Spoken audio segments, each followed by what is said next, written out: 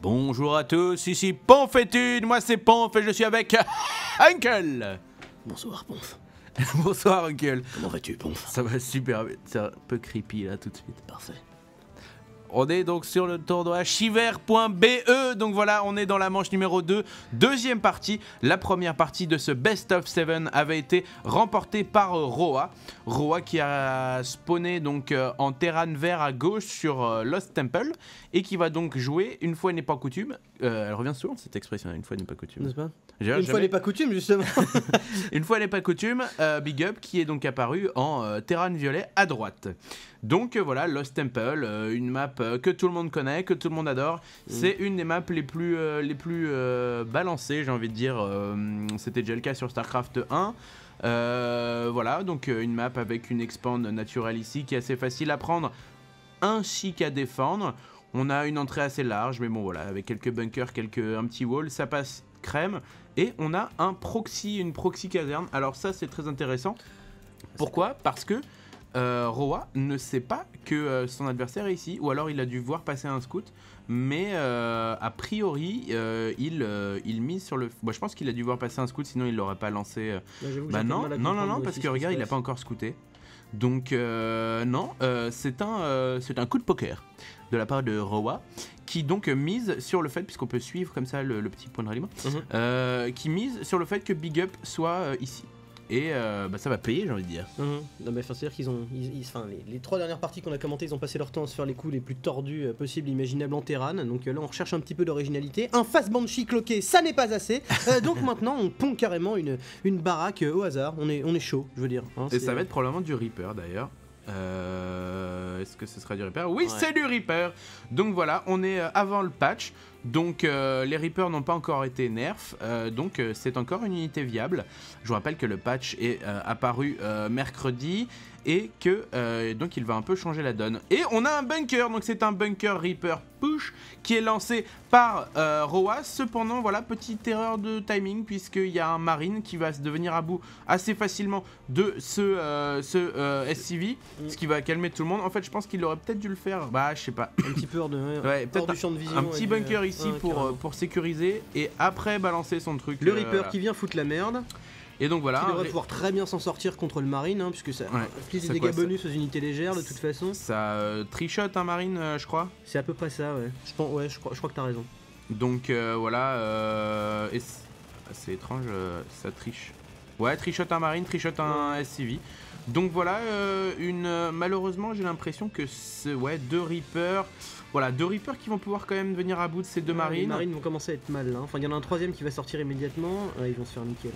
Il faut se dépêcher de faire le plus de dommages possible à l'économie de l'adversaire. On a 3 SCV, c'est une bonne chose qui donc enlève, même s'ils n'arrivent pas à achever les Reapers, il leur enlève un peu de points de vie. Mais là, on a un seul marine qui se sent très seul. On a donc un Reaper, j'adore comment il meurt le Reaper. Moi, il s'est fait péter la roquette, hein, c'est assez sévère. Hein. Il s'est fait, ouais, et j'adore quand ils partent en... Comme ça, c'est assez marrant.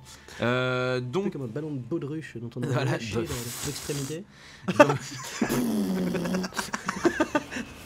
La baudruche Reaper. Donc on a donc une usine qui est calée avec double gaz. Pendant ce temps, Roa qui avait quand même beaucoup misé sur ce Reaper. C'est pas un Turbo Reaper, c'est un Rush Reaper, donc il a encore un peu d'économie.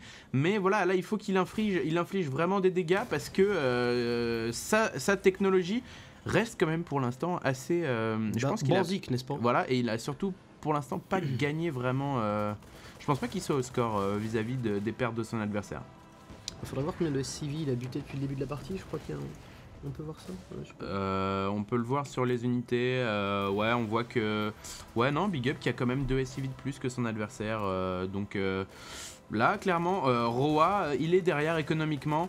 On a Big Up donc, qui vient voir. Et voilà, Roa. Il glandouille un peu, il a rien dans sa base. Là. Il n'y a pas de caserne supplémentaire, non, et là, il n'y a pas d'usine. Il se commit énormément sur ces 2 Reapers là. Il veut absolument à race. Et il en produit encore, etc. Donc il va vraiment pousser sur cette technologie. Et essayer de faire un maximum de dégâts. On voit néanmoins que... la baudruche, la belle baudruche. Voilà, elle était splendide.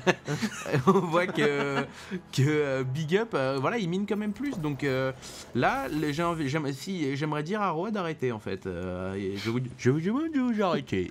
Genre là, c'est inutile en fait. C'est-à-dire que là, on a un big up qui mine et qui continue à attaquer. C'est-à-dire qu'il s'en fout.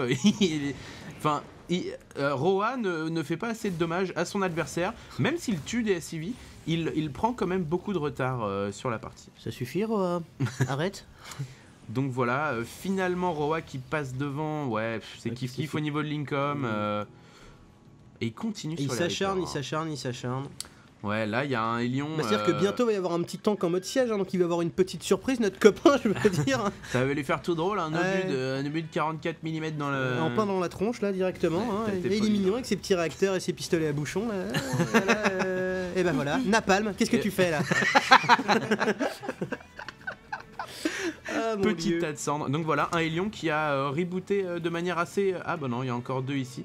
Ah, c'est vraiment le. Moi, j'aimerais pas jouer contre cet homme-là. Hein.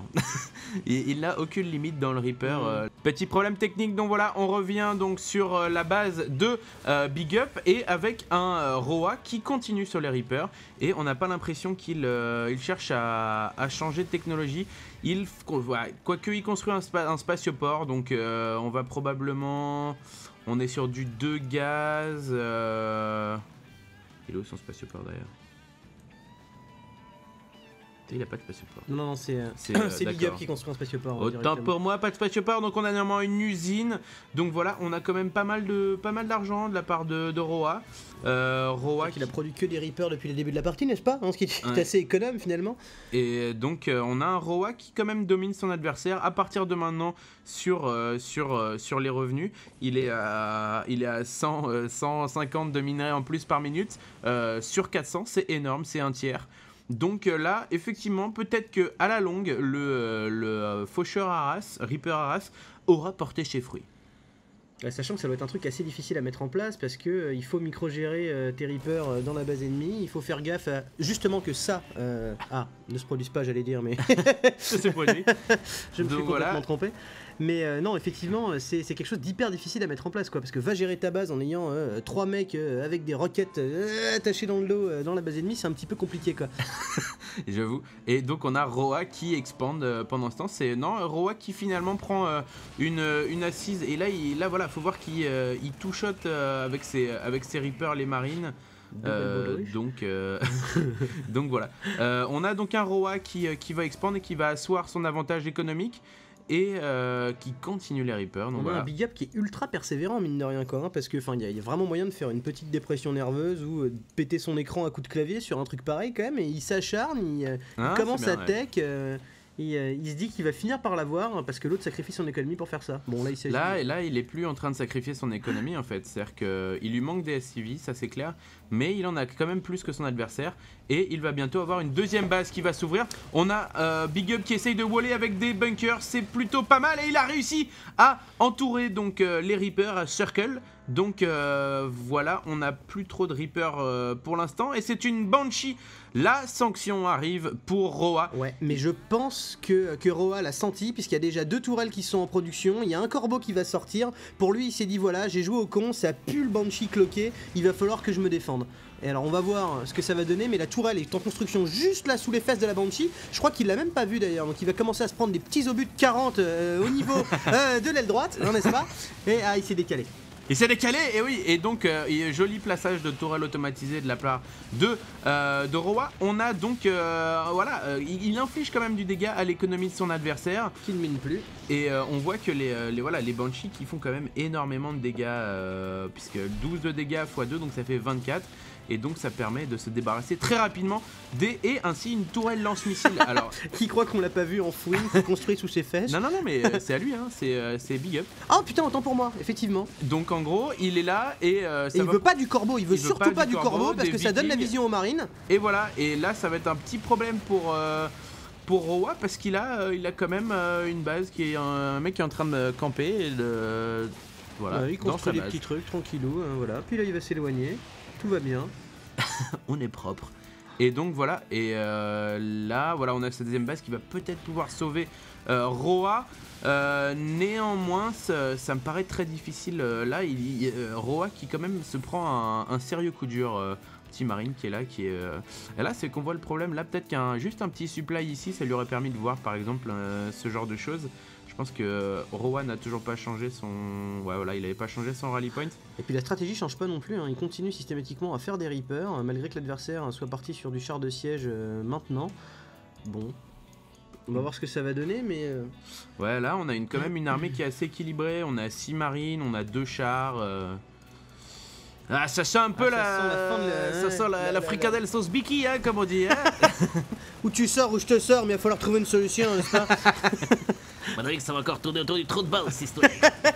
Enfin bref, donc on a des marines qui ne tirent pas, en fait, ou alors c'est un bug visuel, je ne sais pas trop. Ils sont pris de tremblement, c'est génial. Des espèces de marines qui font des crises de comment on dit, quand on se mord la langue. Voilà, des marines épileptiques. En faisant de la mousse avec la bouche. Voilà, il n'a pas payé l'upgrade, trop de Steam tue de marine, effectivement, ils sont devenus complètement fous, les pauvres.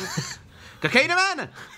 C'est vrai que quand on y réfléchit, Steam, c'est quand même en gros tu shootes tes unités. Ouais, c'est ça. La soif du combat, tout ça, friendly fire, voilà. Et donc voilà, le problème c'est que maintenant, joli plaçage de drones de défense rapprochés, DDR comme on l'appelle, et donc qui invalide les Vikings. En fait, on voit qu'il y a très peu de missiles qui sont passés, et on a Big Up qui est dans la base de Roa.